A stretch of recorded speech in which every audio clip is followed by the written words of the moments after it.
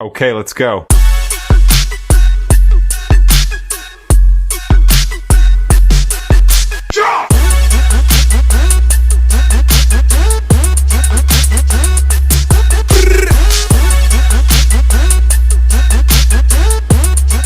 Maharashtra trip के इस last part में हम आपको नासिक दर्शन करवाने वाले हैं दोस्तों, जिससे कि आप ये जान सकें कि अगर आप नासिक आ रहे हैं तो आपको किन किन जगहों पर जाना चाहिए।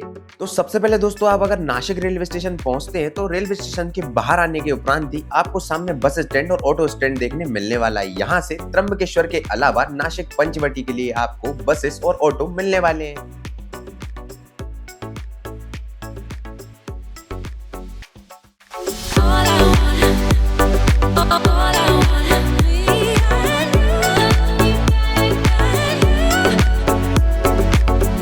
नमस्कार दोस्तों, तो अभी अपन पहुंच चुके हैं गोदावरी स्नान स्थल पर और यह वही स्थान है जहां पर महाकुंभ भी लगता है और उसी के साथ ये नासिक शहर के पंचवटी क्षेत्र में स्थित है।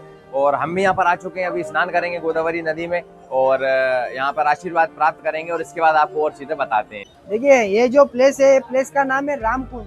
प्रभु श्री राम जब नासिक में आए, दशरथ राजा का पिंडदान यहाँ पे किया था भगवान राम जी ने।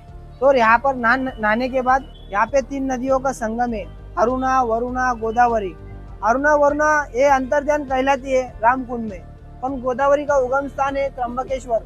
भगवान शंकर जी ने जटाओं ब्रह्मगिरी पर्वत पे जटा अपनी और गोमुख से निकलती है गोदावरी।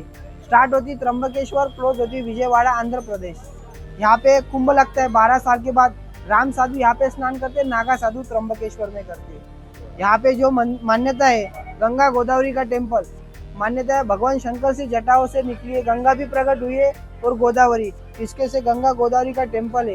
वो भारत में 12 ज्योतिर्लिंग की मान्यता है। क्या 12 साल के बाद यहाँ पे कुंभ लगता है, तब उस वक्त गंगा गोदावरी का ओपन होते हैं, वहाँ पे दर्शन किया जाता है। 12 सालों के बाद ही एक बार होता है। और मास में एक साल में कार्तिक मास के दिन पूजा पाठ की जाती है। ऐसी गंगा गोदावरी का मंदिर है।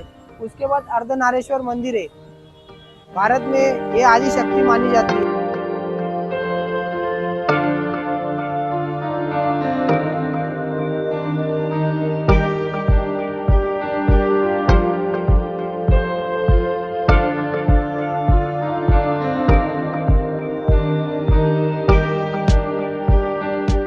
यहाँ पे नंदी नहीं है। भारत में एक ऐसा टेम्पल है, क्या नंदी नहीं है? नहीं तो हर जगह नंदी रहता है। नंदी के बाद शिव जी की पूजा की जाती है। ये शिव जी कपालेश्वर मंदिर है महादेव जी का। यहाँ जो दर्शन करते हैं 12 ज्योतिर्लिंग का आशीर्वाद मान्यता है। इसका गरुड़ पुराण में उल्लेख होता है। भगवान शिव जी ने वो ब्रह्म हत्या पाप लगा था, तो ब्रह्म हत्या पापों से कैसे मुक्त हुए? तो भगवान 14 बरस घूमते रहे। लास्ट में भगवान नंदी जी ने उनको सलाह दी, जैसे आप गौतम ऋषि को छुड़वाया वो हत्या से, वैसे आप ब्रह्म हत्या से भी पाप मुक्त हो सकते हैं। तो यहाँ पे भगवान शिव जी ने दर्शन दिए। और गायत्री माता का मंदिर है, ऊपर जाएंगे तो आप, क्योंकि ब्रह्मदेव का मंदिर नहीं बना है, इसकी वजह से गायत्री माता ये उनकी मानस पुत्री है, इसका दर्शन करते हैं।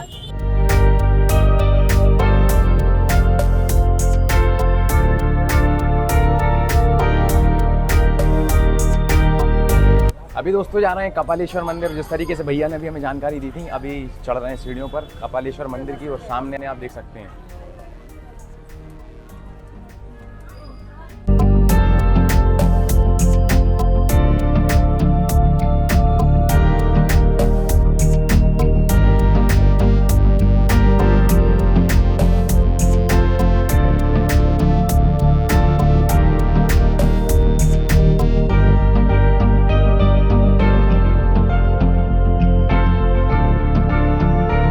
कपालेश्वर महादेव के दर्शन करने के उपरांत दोस्तों हम निकल गए कुछ ही दूरी पर स्थित मां सीता गुफा एवं कालाराम मंदिर के दर्शन करने के लिए।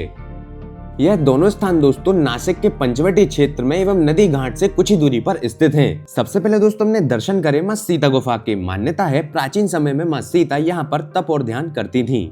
2027 में होने वाले महाकुंभ के कारण यहाँ का जीर्णोद्धार कार्य प्रगति पर है। सीता गुफा के दर्शन करने के उपरांत दोस्तों हम पहुंच गए पास में ही स्थित कालाराम मंदिर, जो कि नासिक पंचवटी क्षेत्र में ही स्थित है। प्रभु श्री राम जी जब नासिक में आए थे, तो जो भगवान ने जो कार्य किया है, उसके बाद यहाँ का मेन मंदिर वो मान्यता है, ये कालाराम मंदिर है। ये जो मंदिर बना है काले पत्थरों में भी है बना है। और जो मंदिर का इंदौर के जीर्णोद्धार का कार्य किया है, इंदौर की महारानी अहिल्याबाई होळकर ने किया है। लगभग 12 साल लगे मंदिर का बांधकाम करते समय। तो काले पत्थरों में काम करके बाद जो मंदिर की मूर्ति बिठाई गई वो त्रिवेणी संगम पे मिली है। वहाँ पे त्रिवेणी संगम में ये जो मूर्ति यहाँ के राजाराम पांडुरंग पेशवे उनको खाब में आकर ये मंदिर की मूर्ति स्थापना की गई है। और ये जीर्णोद्धार का कार्य इंदौर की महारानी अहिल्याबाई होळकर ने किया। यहाँ पे जो दिखाया है अम्बेडकर जी ने पहला सत्याग्रह किया है दलितों के लिए, तो हरिहर पंथ के लिए तो यहाँ पे किया। और राम जी का जन्म होता है उसी दिन सूर्य की किरणें 10 सेकेंड के लिए हनु राम जी के चरणों में गिरती है। भारत में ऐसा एकमेव स्ट्रक्चर है, एक कोल्हापुर की महालक्ष्मी, दूसरा कालाराम मंदिर। मान्यता के अनुसार अयोध्या में जैसे राम मंदिर पूजनीय है वैसे कालाराम मंदिर का भी पूजनीय मान्यता है। ये ऐसा प्रमुख मंदिर है। भगवान राम जी ने 14 बरस वनवास काटा, इसके से 14 पायरी है। मंदिर के अंदर पहुंचने के उपरांत ही दोस्तों आपको एक अलग अनुभूति का एहसास होगा। और यह आप सामने जो स्ट्रक्चर देख रहे हैं यह सेम स्ट्रक्चर आपने इंदौर में स्थित राजवाड़ा में अवश्य देखा होगा, क्योंकि दोस्तों कालाराम मंदिर का जीर्णोद्धार कार्य भी इंदौर की महारानी पूजनीय अहिल्याबाई होलकर जी द्वारा ही कराया गया था। मंदिर के अंदर पहुंचने पर सबसे पहले आपको दर्शन होंगे हनुमान जी महाराज के, और इसी के साथ मंदिर का वो आकर्षक शैली और वो पौराणिक महत्व आपको अपनी ओर आकर्षित करता रहेगा। मंदिर की इस आकर्षक बनावट शैली को देखते हुए ये दोस्तों आप सीधे सीधे पहुंच जाएंगे कालाराम मंदिर के मुख्य द्वार पर। यहाँ से आपको दर्शन होंगे भव्य, अद्भुत और अलौकिक श्री भव्य राम दरबार के। यहाँ से दर्शन करने के उपरांत आपको एक अलग अनुभूति का एहसास होगा। इसके उपरांत अब बारी है दोस्तों पेट पूजा की। तो कालाराम मंदिर के पास में ही स्थित काका की फेमस लस्सी का भी आप आनंद उठा सकते हैं। और साथ ही आप भोजन करना चाहते हैं दोस्तों तो श्री पार्थ डाइन इन पर आप शानदार भोजन का आनंद उठा सकते हैं। यहाँ पर आपको दोस्तों ब्रेकफास्ट के साथ लंच डिनर की शानदार सुविधा उपलब्ध है और आपके स्वाद अनुसार बेहतरीन खाना आपको खाने के लिए मिलने वाला है। दोस्तों तो अभी इतने दर्शन करने के बाद अभी हम निकल चुके हैं तपोवन के लिए, और तपोवन की जो भी मुख्यतः जगह हैं और पौराणिक महत्व जिन जगहों का है अब वहां पर जाने वाले हैं और आपको बताते हैं कि तपोवन में क्या क्या चीज़ें देखने के लिए हैं। चलते हैं।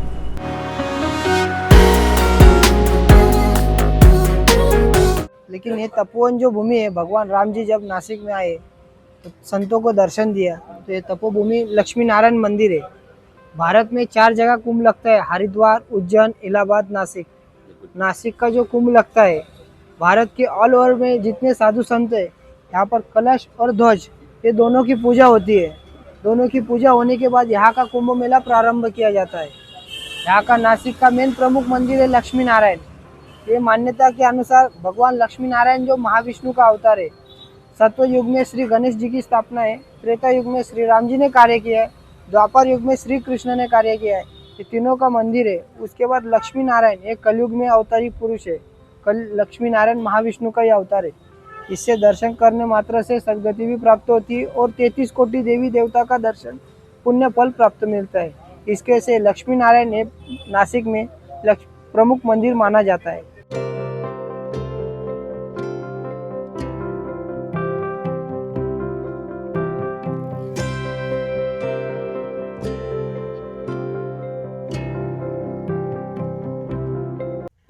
मंदिर में दर्शन करने के उपरांत दोस्तों हम निकल गए नासिक तपोवन के लिए। यहाँ पर हम दर्शन करेंगे लक्ष्मण मंदिर, नासिक की सबसे बड़ी राम प्रतिमा, कपला और गोदावरी नदी का संगम, श्री राम कुटी एवं वह स्थान जहाँ पर शूर्पणखा की नाक कटी थी। तो आइए चलते हैं इन स्थानों के दर्शन करने के लिए एवं यहाँ के महत्व को जानने के लिए। देखो ये जो प्लेस है तपोवन, भगवान लक्ष्मण जी ने तपस्या यहाँ पे की गई है मेघनाथ के लिए मारने के लिए। 14 बरस सोया ना हो ऐसा मान्यता है। क्या लक्ष्मण भगवान इधर तपस्या करते थे रात के समय। और ये जो बरगद का पेड़ है वो पुरातन कालीन माना जाता है। यह भारत में लक्ष्मण जी का मंदिर है शेषनाग, ये प्रमुख मंदिर मान्यता है। क्या ऑल वर्ल्ड में ऐसी एक ही टेम्पल है? क्या राम लक्ष्मण सीता माई हर जगह दिखाई देते थे, लेकिन यहाँ पे लक्ष्मण जी ने शेषनाग अवतार प्रकट किया है। जब शूर्पणखा का नाक काटा, नाक काट के नदी पात्र के उस साइड फेंका, इसके गांव का नाम पड़ा नासिका। उसके बाद मुगलों का राज आया तो गुलशानाबाद रखा गया, बाद में फिर से नासिक नाम रखा गया है। तो ये जो प्लेस है दंडकारण्य वन भी मान्यता है। तो प्रभु श्री राम जब से अयोध्या से निकले तो छत्तीसगढ़, कर्नाटक, महाराष्ट्र ये 3 राज्यों का भूभाग बाल के 10 साल रहे प्रभु श्री राम। ये दंडकारण्य वन मान्यता है। लेकिन ये जो छोटा सा प्लेस है वहाँ पे लक्ष्मण भगवान ने तपस्या की, इसके इस जगह का नाम पड़ा तपोवन। यहाँ पे शेषनाग मंदिर है।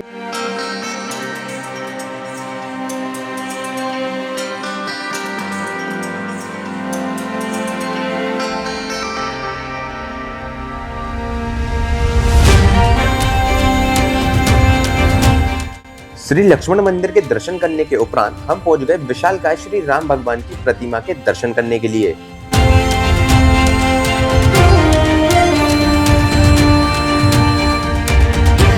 आइए दोस्तों, गुरुदेव से इस स्थान का महत्व जानते हैं और यहाँ की क्या पौराणिक महत्वता रही है वो हमें गुरुदेव बताएंगे।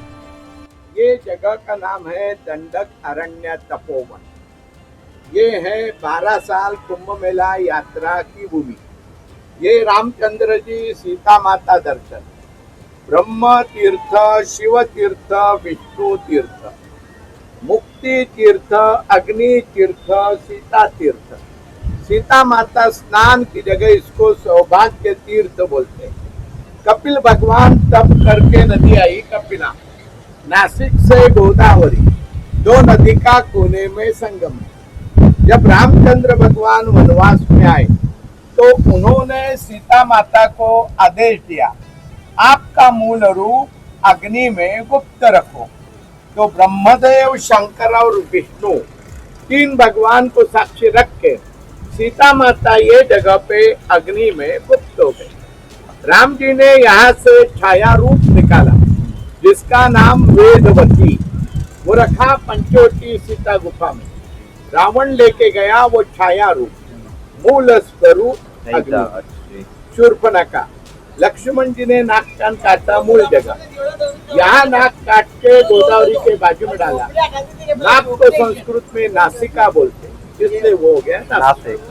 बारिश में यहाँ का दर्शन बंद होता है, इसलिए ऊपर कुछ। और साथ में ऐसी मान्यता है कि जो शूर्पणखा जी की नाक काटी गई थी वो यही स्थान है। ये दोस्तों वही जगह जहाँ पर वनवास के समय पर श्री राम भगवान रहे हुए थे और ऐसा यहाँ की मान्यता है। और आइए आपको अंदर लेकर चलते हैं।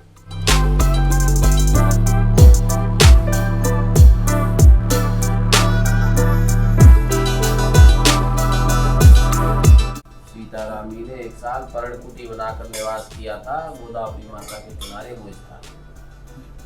यहाँ के दर्शन करने के उपरांत दोस्तों हम निकल गए श्री काट्या मारुति हनुमान मंदिर के दर्शन के लिए। जो मंदिर है काट्या मारुति, द्वापर युग में 5100 साल पुराना मंदिर है। पांडवों ने हनुमान जी ने स्वयं दर्शन दिया है। धरती से निकले प्रकट हुए ऐसे 11.5 फीट की मारुति है, 5100 साल पुराना है। स्वयं हनुमान जी ने उनको दर्शन दिया है।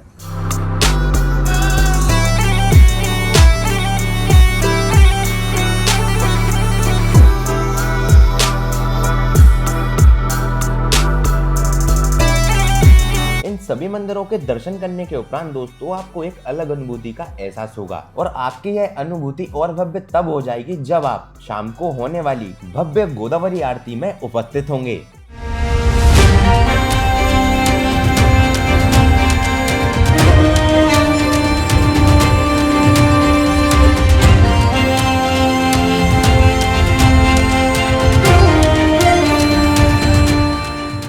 इस भव्य अलौकिक अद्भुत आरती के दर्शन के उपरांत हमारी महाराष्ट्र यात्रा यहीं पर समाप्त होती है। आशा करते हैं हमारी इस यात्रा के माध्यम से हम आप लोगों के लिए सही जानकारी एवं अलौकिक दर्शन करा पाए।